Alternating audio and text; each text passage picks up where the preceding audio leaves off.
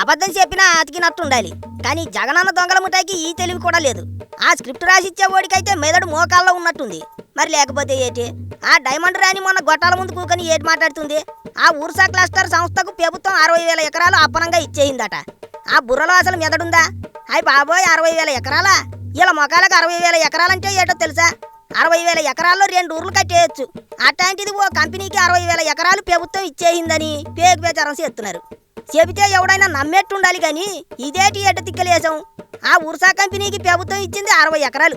అందులో 56 ఎకరాలకు గాను ఎకరానికి 50 లక్షలు ప్రభుత్వానికి చెల్లిస్తుంది ఆ కంపెనీ. మిగతా భూమికి ఎకరానికి 1 కోటి చెల్లిస్తుంది. అప్పనంగా ఏటి ఇవ్వలేదు.